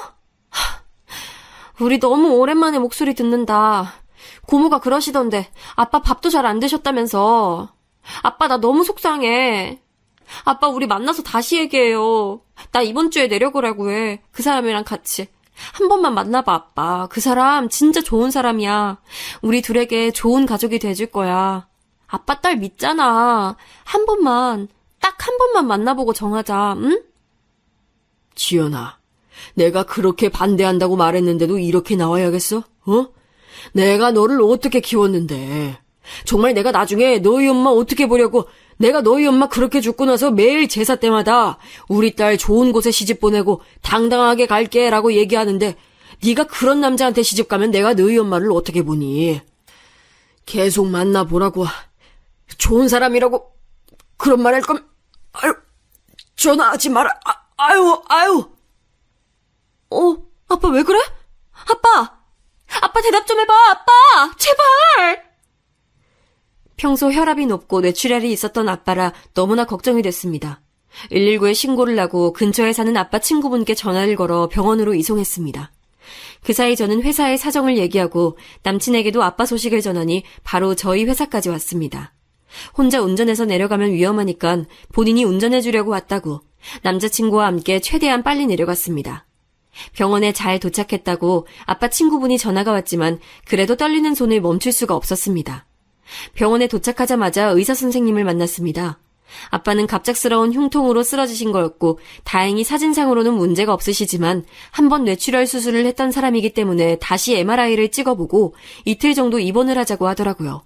아빠는 눈 뜨자마자 왜 왔냐며 이렇게 아빠 속상하게 할 거냐며 소리를 치시고 아빠 친구분은 어떻게 서울에서 이렇게 빨리 내려왔냐며 수고했다고 걱정 많이 했을 텐데 집에 가서 쉬다 오라고 하셨습니다. 남자친구가 운전해줘서 왔다고 지금 차 안에 있다고 하니 아빠가 한번 면상이라도 보자며 불러봐라 하시더라고요. 남자친구가 어디서 구했는지 과일 바구니를 들고 병실로 들어왔습니다. 저희 둘을 놀란 눈으로 보시던 아빠 친구분이 너 기석이 아니니? 김필 아들 김기석 맞지? 아이 네가 왜 여기에? 설마 지연이 남자친구가 기석이라고? 정말 놀라시는 아빠 친구분과 그 얘기를 듣고 더 놀란 우리 아빠. 알고 보니 아빠의 중마고 3인방 중 한 분의 아들이 바로 기석 씨였습니다. 아빠가 할아버지 돌아가시고 가정 형편이 어려웠을 때 아빠 학비까지 빌려준 친구가 바로 기석 씨 아버지였습니다. 저기 진짜 자네 아버지가 함자가 김필 맞는가? 대구에 살던 키 크고 얼굴 허옇고 얼굴에 화상 자국 있는 김필이 정말 자네 아버지가 확실한가? 믿을 수가 없으신지 아빠는 같은 질문을 계속하셨어요. 예, 저도 어릴 때 대구에서 자랐습니다. 그리고 저희 아버지 함자가 김자 필자십니다. 저희 아버지를 아세요? 저도 초등학교 때 아버지가 돌아가셔서 아버지 친구분들이 계셨다고 어머니께 듣긴 했지만 잘 모릅니다. 돌아가시고 바로 외갓집으로 이사를 가서요.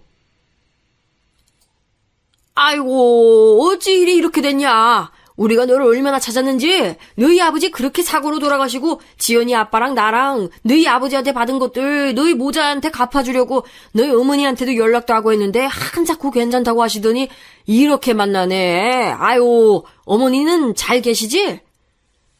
저희 어머니 1년 반쯤 아버지 곁으로 가셨어요. 갑자기 쓰러지셔서. 그래서 지연 씨 아버님 쓰러지셨다는 말에 많이 놀랐습니다. 작업 중에 바로 달려와서 제대로 된 복장이 아니네요. 다음번에 정식으로 찾아뵙겠습니다. 그날 저녁 아빠랑 둘이 병실에 있는데 아빠가 먼저 말을 꺼내더라고요. 아빠에게는 정말 소중한 친구가 둘 있는데 그중 한 명이 오늘 달려와준 친구고 또 한 명이 20년 전 먼저 저 세상 간 친구라고. 학교 다닐 때 학생회비 없을 때 남몰래 빌려주고 대학 입학금도 몰래 마련해준 그 친구 덕분에 대학까지 다닐 수 있었다고 정말 고마운 친구였다고 우시는 아빠를 보니 저 또한 마음이 아팠습니다. 저도 어릴 때부터 아빠에게 친구분 얘기를 진짜 많이 들었거든요. 저희 엄마 돌아가셨을 때 아빠를 대신해서 저희 집에서 어린 저를 케어해주신 분이라고. 그때 저야 어린아이였으니 기억이 가물가물하지만 아빠 친구분이라는 분과 아주머니가 밥과 반찬을 차려주시고 늘 예쁜 옷을 사주시고 했던 기억이 났습니다. 아, 그분이 기석 씨 부모님이셨구나. 살아계셨다면 아빠가 이렇게 반대하지 않았을 텐데. 라는 생각도 들었습니다. 그날 밤 아빠는 많은 생각에 잠기신 것 같았어요.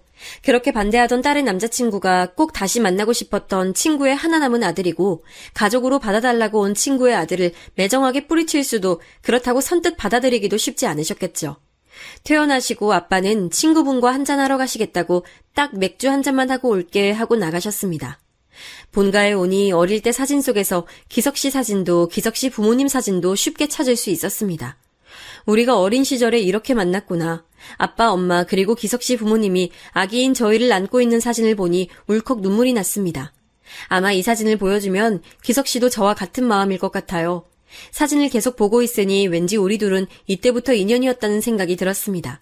그리고 돌아가신 기석 씨 부모님이 우리를 만나게 해준 건 아닐까라는 생각도 들었습니다. 용씨가 내가 어떻게 해야... 아유, 정말 한숨만 나온다. 피리가 나한테 어떤 친구였는데 내가 힘들 때마다 제일 먼저 손 내밀어준 친구고 피리 부모님이 나한테 어떻게 하셨는데 도시락도 늘 2개씩 네모까지 주시곤 했는데 살아생전 한 번도 갚아드리지도 못했는데 그런데 너도 알잖아. 내가 지연이 어떻게 키웠는지. 참 사람이 간사하다. 우리 지연이 엄마 저 세상 가고 내가 무너졌을 때 나를 일으켜준 사람이 바로 피리네 부부인데. 우리 딸 입학할 때 옷도 사주고 소풍날에 김밥도 만들어서 몰래 가져다주고 정말이지 내가 어떻게 해야 할지. 아이 돈 많은 집에 시집가서 솔직히 우리 딸 편하게 살기 바라기도 했고 나랑 지연이 둘밖에 없으니 시댁 식구들이라도 식구가 많은 집에 시집가서 새로운 가족들이 생기길 원했어. 내가 정말 이기적인 놈이지. 그래, 알지. 너무 잘 알지. 지연이 엄마가 그렇게 허무하게 가고 나서 30대 중반 젊은 나이에 네가 혼자서 재혼도 안 하고 지연이만 바라보면서 좋은 아빠 한다고 그 누구보다 노력한 거 내가 다 안다. 하지만 피리가 너에게 아들 하나 줬다 생각하면 안 되겠니? 아이 지연이도 잘 벌고 있고 목수도 피리 닮아서 손재주가 좋았나 보네. 요즘은 목수 같은 전문직도 알아준다더라. 우리 세대랑 다르잖아. 아들 녀석이 아빠 닮아서 손재주가 좋았나 봐. 피리 녀석 닮았음 지연이한테도 잘할 거야. 피리가 재수 씨한테 얼마나 잘했는데. 그 누구보다 지연이 아껴주고 사랑해주면서 살면 그게 잘 사는 거요. 너한테도 아들 하나 생겼다 생각하고 애들 마음 아프게 그만 반대하고 오늘은 딱 맥주 한 캔만 마시고 들어가자. 지연이 기다려. 친구분이랑 얘기를 끝낸 아빠가 집으로 들어오셨어요. 아빠가 남자친구를 다시 한 번 더 보고 싶다고 하시더라고요. 주말에 같이 내려오라고 기다리고 있겠다고. 전 아빠를 안으며 아빠 고마워요. 정말 고마워. 아빠한테 쉽지 않을 결정이라는 거 알아. 정말 아빠 고마워. 주말에 만나요? 그에게 전화해 사정을 얘기했습니다. 그는 아버지 납골당에 와 있다고 하더라고요. 지연씨, 나도 말이야. 아빠에게 찾아가서 처음으로 도와달라고 말하고 왔어. 엄마가 사실 혼자서 나를 키우시느라 정말 고생 많이 해서 조금은 아빠에 대한 원망을 가슴속에 담고 살았어요. 근데 이 순간 아빠한테 나 허락받을 수 있게 도와달라고 빌고 싶더라. 돌아가신 아빠 대신 지연씨 아버지를 내 아버지로 생각하면서 살겠다고. 다음엔 지연씨도 데리고 올 수 있게 도와달라고 말하고 왔어. 우린 서로 웃다가 울다가 긴 통화를 마치고 주말에 만났습니다. 한껏 꾸미고 나온 글을 보니 정말 이제 결혼 승낙을 받으러 가는구나 싶었어요. 당일치기로 갔다 오려고 했는데 그는 한 짐을 싸서 왔더라고요. 왜 이렇게 짐이 많냐 물으니 그는 아버지와 함께 일주일이라는 시간을 보내겠다고 하더라고요. 남자친구는 아빠가 좋아하는 낚시부터 삼성 라이온즈 야구표까지 아빠에게 제가 해드릴 수 없는 것들을 같이 하면서 친해지고 싶다고 말했습니다. 이렇게 마음이 따뜻한 남자가 내 남자라니 조건이 좋은 남자보다 결국은 편하고 언제나 내 편이 되어줄 수 있는 남자가 최고란 생각이 들었어요. 결혼이 현실이지만 글쎄요. 그 매일 반복되는 하루가 행복해지는 조건이 아니라면 돈만 바라보고 서로 비슷한 학벌, 연봉에 맞춰서 하는 결혼만이 행복한 건 아니겠죠. 드디어 집에 도착했습니다. 아빠가 먼저 보고 싶다고 했지만 그래도 떨리더라고요. 그는 제 손을 잡고 걱정하지 마, 다 잘 될 거야 하면서 저를 안심시켰습니다. 아버님, 저희 왔습니다. 하면서 웃으며 집으로 들어갔습니다. 그의 손을 잡고 집으로 들어가면서 아, 나는 평생 이 손을 못 놓겠구나 라는 확신이 들었습니다. 이리 앉게. 온다고 수고 많았어. 내가 많이 생각해봤네. 우선 내가 자네 조건만 듣고 반대해서 미안하네. 자네도 홀어머니 밑에서 고생하면서 컸겠지만 우리 지연이도 내가 정말 귀하게 키운 딸일세.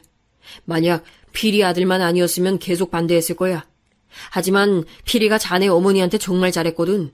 우리가 매일 마누라에게 잡혀 산다고 놀려도 자네 어머니 만나서 정말 행복하다고 자네를 가졌다고 자랑했을 때도 자네 돌잔치 날에도 내가 다 있었어.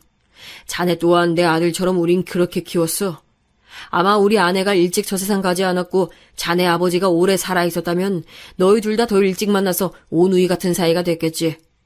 어제 자네 아버지가 꿈에 나오더군. 나를 웃으면서 부르는데 자네 얼굴이랑 겹쳐서 보이는 거야. 그래서 결심했네. 자네를 내 아들로 받아들이겠다고. 우리 지연이 잘 부탁하네. 아버님, 정말 감사합니다. 안 그래도 혹시나 반대하시면 아버님 옆에서 일주일간 붙어서 허락받으려고 짐 싸왔습니다. 사실 아버지가 일찍 돌아가셔서 아버지와 무언가를 추억을 공유한 적은 없습니다. 우선 아버님이 좋아하시는 낚시부터 배우겠습니다. 제가 손으로 하는 건 무엇이든 잘합니다. 아버님 아들로서 그리고 지연 씨의 남편으로 최선을 다해 살아가겠습니다. 정말 실망시켜드리는 일 없이 잘하겠습니다. 허락해주셔서 감사합니다. 아빠, 우리 예쁘게 잘 살게요. 허락해주셔서 너무 감사해요. 아빠랑 그렇게 싸우고 나 많이 울었어요. 나한테 제일 소중한 아빠인데 아빠 다시 쓰러질까봐 내가 얼마나 걱정했는데. 아빠 정말 고마워. 그렇게 그는 저희 신랑이 됐습니다. 아빠 말씀으로는 저희가 오기 전날 기석 씨 아버님이 꿈에 나와서 그렇게 잔소리를 했다고, 그래서 저 세상 오면 다시는 친구도 안 할 거라고 말씀하셨답니다. 그리고 어머님까지 나와서 우리 아들 예쁘게 봐달라고 오는데 기석이를 내 아들이다 생각하고 살아야겠다 마음먹으시곤 친구도 딸도 잃고 싶지 않다고 반대해서 미안하다고 하셨어요. 남은 생 동안 우리 부부 즐겁게 사는 모습 보고 가겠다고 마음을 먹고 나니 한결 편해지셨다고 웃으며 말씀하시더라고요. 내일은 아빠를 모시고 시아버지 시어머니 납골당에 가보기로 했습니다. 정말 하늘이 이어준 인연은 있다는 말이 저희 부부를 두고 하는 말이 아닐까요?